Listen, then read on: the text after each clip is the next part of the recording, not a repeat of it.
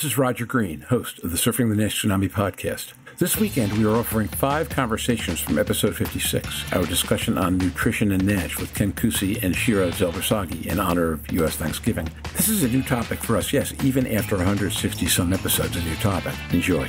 This final conversation starts with Jörn Schattenberg recalling Shira Zelber-Sagi's statement that diet is every day, but noting that for patients whose serious medical issues are related to poor diet and lifestyle choices, behavior and diet can play a role in improved patient self-care and overall health. I note that a combination of medications and self-management can each reinforce the other, which leads Shira to provide a step-by-step vision of how to work with patients on improving bad habits. In the end, she notes, clinicians and leaders need to appreciate the importance of policy in supporting clinical goals, something that does not happen often enough. The conversation continues with the group discussing what Louise Campbell calls fun facts about foods that are bad for you. Louise mentions what the British call crisps and the U.S. call chips. I mentioned sugary soft drinks and perhaps pork rinds for those living in the southern U.S. From there, we move to my final question, seeking a behavior providers will push their patients to adopt, and you'll have to listen to hear how our panelists answer. Over 2.5 years into the NASH Tsunami, we finally dedicated an episode to diet and nutrition. From where I sit, this episode's been worth the wait. So sit back, listen, enjoy, learn, digest, and when you're done,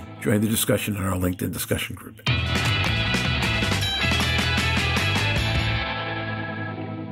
Jörn Schattenberg. Diet is every day, and this is true for everybody, but in our patients that are suffering from diet-related lifestyle diseases, it's crucial that we take it serious. After hearing and listening to us, I also think it's not the sole solution to go for diet. Ken mentioned this early on, to add on medical therapy, and I do see a clear window of opportunity to improve liver health here by adding diet and a liver-directed therapy, so I'm very optimistic this is really going to help, and it's an adjunct in my understanding. My own experience, I think, would support that, and that of a lot of what we hear on the podcast. Happily, in my case, was cholesterol and cholesterol meds, but you can only do so much with the diet anyway, right? So, Shira, the question that goes along with that is, if people ask too much of their diets, that's likely not to work. How do you help them be realistic in their expectations? Shira Zelber-Sagi. Well, I ask the patient very carefully what he eats and what are his favorite foods and what he can give up. What are the things that he can start with? So let's say if a patient drinks a lot of cola, he also doesn't have a very healthy diet, but let's say he drinks a large bottle of soft drinks a day. So the change can be very small. You can't change the diet in one day. So it can be like, you know what, until the next visit, just try not to drink soft drinks. We won't change the diet at that point, but just try not to drink soft drinks. So my point is that we go step by step, and we always see what the patient is capable to maintain and what is really difficult for him to maintain. We discuss it, we negotiate on it, and we find the way in the middle, because just saying don't eat this and that, it's 100% never touch these foods, it's impossible, and it's not going to work. And let's be honest, none of us is perfect. We all eat and drink things that we shouldn't. It's only a matter of balance. So it's finding the right balance tailored to the patient's specific needs and preferences. I think this is the issue. Now we need to remember that we live in a very obesogenic environment. We are surrounded by ultra-processed food and drinks. In fact, more than 50% of the calories in Western countries come from ultra-processed foods, in Europe as well as in the United States. So it is very difficult to expect that the patient would keep the diet when he is surrounded by so many temptations. Almost all the food we buy is ultra-processed food, rich in saturated fat, which is unhealthy, sugar and other compounds. So we need to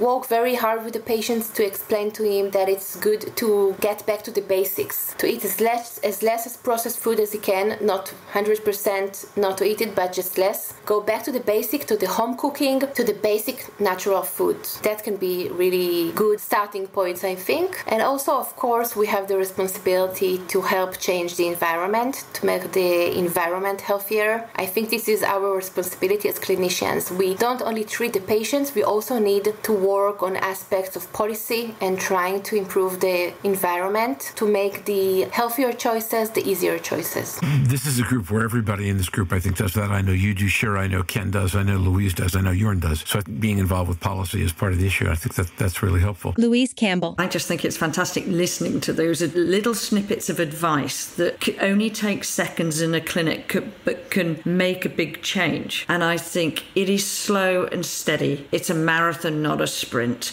That becomes achievable. I do have the advantage. I see people with poor liver health because they choose to have a liver check rather than somebody who necessarily needs to develop disease, and they way more buy into, well, if I've got this, why wouldn't I want to make that change? But if they make a change in their home, they make a change for their children too, because if you remove those sugar drinks, you improve the next generation. My biggest fun fact, Shira will probably say this is wrong, but for a packet of crisps, or chips as you call them in the US, it's never been a children's portion. It's always been an adult portion. Now they supersize them, but 25 grams of potatoes, they stuff 4 kilos worth of potatoes fat into one packet of chips. And that really makes everybody laugh. That's right. The top of my list of things that people don't know how bad they are sugar-saturated drinks and crisps or chips, as you would say. There is no other fast food that I can think of that is, well, maybe pork rinds in the South. Oh, I don't know. Stephen's deep-fried turkey sounds like it could be competing.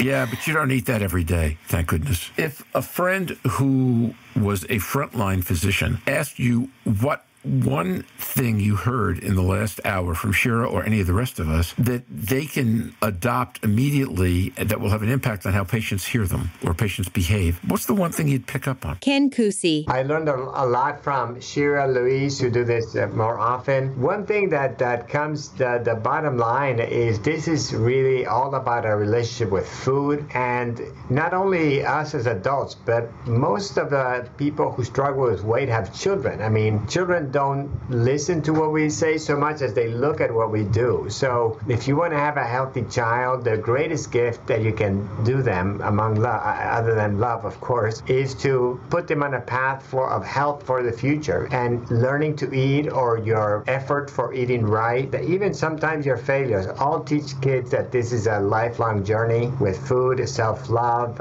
self-esteem, and caring. So I think there's a lot to learn from our struggle with food that can be translated to other aspects of life in terms of being forgiving with ourselves, doing good choices, accepting some poor choices, but that this is going to be something that is going to be a struggle until our last breath. So accept it and just do the work, and don't get discouraged by temporary failures. We're not always at our best, but the thing is your long-term determination to be successful in what you want. I'm going to leave Shira the last word, so I'm going to say the term weight inclusive. I'm doing a lecture next week on lifestyle and poor liver health rather than liver disease, and it's your superhero organ, so I am going to use the term weight inclusivity. I'm honored. That's good. It's a beautiful term, and it is so right, because it's not stigmatizing, it's part of that journey. It's a beautiful term. Thank you. I will leave you the last word. I think your haircut metaphor, I agree with Jörn, was extremely helpful. It's not the way I've been inclined to think about this, number one. And number two, you didn't exactly say this, but you've been nibbling around it a lot, which is the idea that a partial success should be defined as a success. Right. You know, don't look at what you haven't done. Look at how much better you've done what you're doing. Right.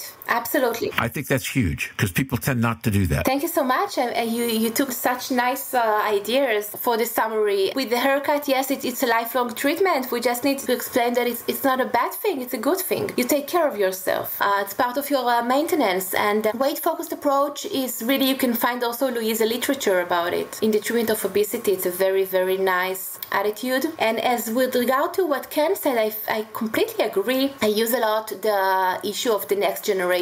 I talk with my patients about their children and the risk also to have fatty liver. Therefore, the benefit they might have from changing the type of food they bring and buy to the house and cook at the house. And most importantly, I would like to end up with the term self-efficacy. We all need to work together, physicians and dietitians and nurses, to improve the patient's self-efficacy. The biggest problem is to convince them. The most difficult thing is to convince them in their ability to keep up a healthy lifestyle. So by improving their self-efficacy, by positive feedback, and as you said, Roger, we don't need to be perfect. None of us is perfect. So if you're okay 70% of the time, it's fine. It's a good thing. So if we use this approach, we actually increase the patient's self-efficacy, and I think this is really important for a successful lifestyle modification. And now, back to Roger. We hope you've enjoyed this recording. If you have any questions or comments about the content of this conversation or the entire episode, please send an email to questions@surfingnash.com. We'll be back next week with another breakthrough episode, this time with Veronica Miller from the Liver Forum, discussing some of the forum's exciting and important work. You'll want to hear it. Until then, stay safe, surf on. If you're in the U.S., have a happy Thanksgiving, and we'll see you on the podcast. Bye-bye now.